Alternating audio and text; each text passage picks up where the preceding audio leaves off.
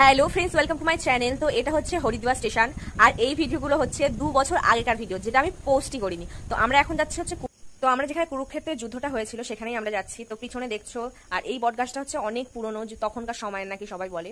তো আমার না শরীরটা সত্যি কথা বলতে এই সময় খুবই খারাপ ছিল, কারণ আমার প্রচন্ড পরিমাণ ঠান্ডা লেগেছিল। তবুও আমার এখানে আসার পর আমার মনটা জাস্ট মানে ভালো হয়ে গেছে, খুব শান্ত আছে। দেখছো আমি চারিদিকে একটু ঘুরে ঘুরে দেখছি, কারণ এখানটায় শ্রী কৃষ্ণ ছিল, অর্জুন ছিল, আর আরও অনেক পঞ্চপাণ্ডব আরও অনেকেই ছিল। তো সেখানে যে আমি যেতে পেরেছি এটাই আমার জন্য অনেক অনেক অনেক কিছু। আর আমি সত্যি কথা বলতে আমি পরেও যেতে চাই। তো তোমরা কারা কারা যেতে চাই অবশ্যই যেও।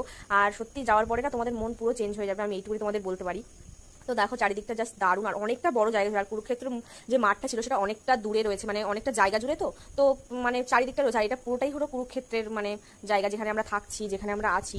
তো এটা হচ্ছে শ্রীকৃষ্ণ আর অর্জুন, যেখানটা এখানে গীতার বাণী শোনাচ্ছিল অর্জুনকে শ্রীকৃষ্ণ। তো তোমরা দেখো জাস্ট দারুণ লাগছে, কি সুন্দর রথটাকে সাজিয়েছে। আর এই বটগাছটা হচ্ছে সেই তখনকার সময় বটগাছের, এখানটায় সবাই গুরুজনরা মিলে সবাই এখানটায় গীতা পাঠ করছে।